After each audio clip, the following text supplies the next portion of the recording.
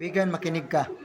Hindi po paninira po ito. Ang sinulog po, isa itong event na hindi gusto ng Diyos at hindi din tanggap ng Diyos. God bless po. Believe you go ining mga sulpot o mga tagak ba? Kay mag-act, manulti, murabag ka nang naay koneksyon sa mga biblical characters and tawag ining history diha sa balaang kasulatan. Ang problema ni mga tawhan naman God, wala koneksyon established or founded lang sa mga kano nga gikan sa Amerika.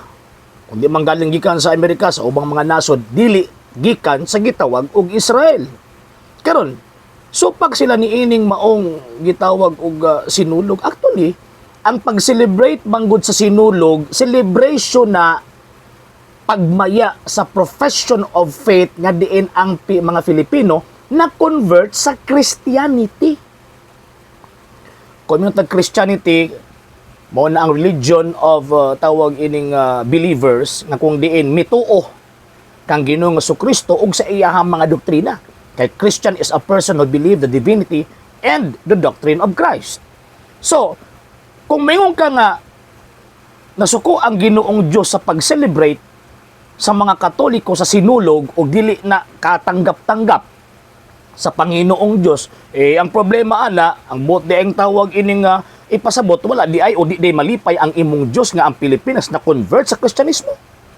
Remember nga faith ang mianhi sa Pilipinas pinaagi ni Fernando de Magallanes.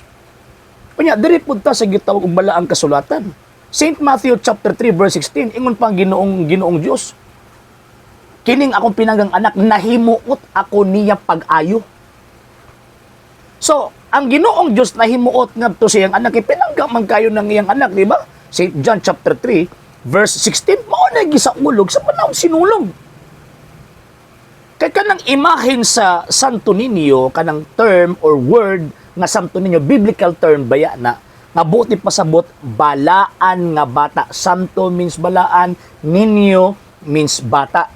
Or sa English, Holy Child. Basahan ragon na inyo ang Biblia, kining King James Version, mabasa, letra por letra, Holy Child.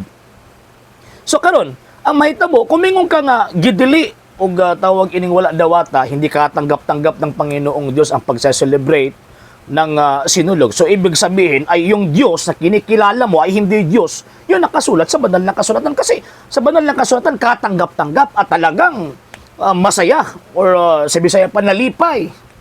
Kinalulugdan ng Panginoong Diyos ang kanyang anak. Din sa imuha, dili, maglagot. Kanang, kanang Diyos sa mga sulpot o mga tagak o Diyos sa Katoliko, dili pareho.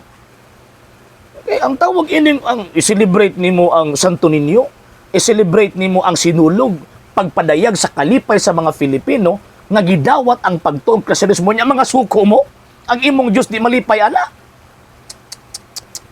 Binuang ning maong mga tawhan. Amo na mga sir ug mga ma'am.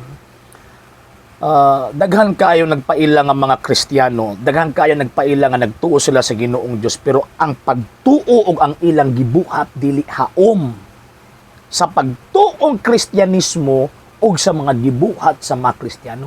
Actually, kanang sinulong cultural mangguna siya Cultural na naman kay ang mga Filipino na ay kaugalingong culture. And at the same time, siyempre, ang tawag ining Christian faith gikan sa Palestina, gikan sa Jerusalem, naabot og West, naabot sa Rome, from Rome naabot og Spain, from Spain naabot og Pilipinas. So, ang buti pasabot, estranghero ang faith sa Christian faith, kining Christian faith, estranghero na sa mga Filipino. Muna hinungdan nga diin gi-inculturate sa tawag ining mga Espanyol, ang tawag ining Western or Eastern faith, kining Christian faith gikan sa Jerusalem, gi-inculturate ni nga ma-adapt sa gitawag og mga Filipino.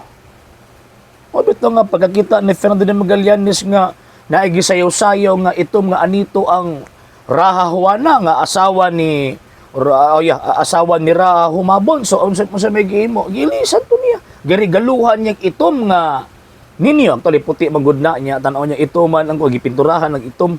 Ana ba? So gi-inculturate kay para ma-absorb sa mga Filipino ang Christian faith. Nya, suko na yun ang Ginoong Diyos ana. Suko na Ginoong Diyos ana. Ginoo ko niya mga tawana. Wala mong giingon ba nga, lisod ni magpamaumao bitaw ka niya pagkahuman ang imong pagtuo gikan sa mga kano. Di ka makatuod sa tinuod nga pagtuo. Kung di ka makatuod sa tinuod nga pagtuo, sigurado yun na. Ang pagtuo ang imong profess, kalaglagan ang padulungan. Okay? Sa hindi pa po nakapag-follow sa mga pages po natin, i-follow nyo po yung mga pages po natin, RJ Horolanciano II TV, Apolia Punto Argumento page, Kuya Apologies TV page, and RJ's Vlog 2022. And pwede rin po kayo mag-send po dyan ng Facebook stars. And also, sa ating po mga channels, sa hindi po nakapag-subscribe, i-subscribe po ninyo yung mga channels natin, Dalay Catholic, Apologies International Official, RJ Sano II TV, Kuya Apologies TV, and Barrio Kawayan Religious Forum. And pwede rin po kayo mag-send po dyan ng super sticker, super chats, and super thanks. And maraming salamat po sa mga kapatid at mga Katoliko na ulis pong tumutulong sa programa po natin. Maraming salamat po. Nang dahil po sa tulong at suporta po ninyo, ang programa po ito, until now, andito pa rin po sa social media. And until now din po, nangangailangan pa rin po tayo sa tulong at suporta po ninyo dahil wala po kami magagawa rito mga sir, mga ma'am, kung wala po yung tulong at suporta po ninyo. Sa gusto pong tumulong, sa gusto pong sumuporta, pwede po ninyong ipadala ang tulong at suporta po ninyo sa pamamagitan po ng ating mga account numbers dyan po sa ating pong screen. And pwede niyo po kaming i-message sa ating pong page kung via remittance po yung papadala po ninyo. Maraming salamat po in advance.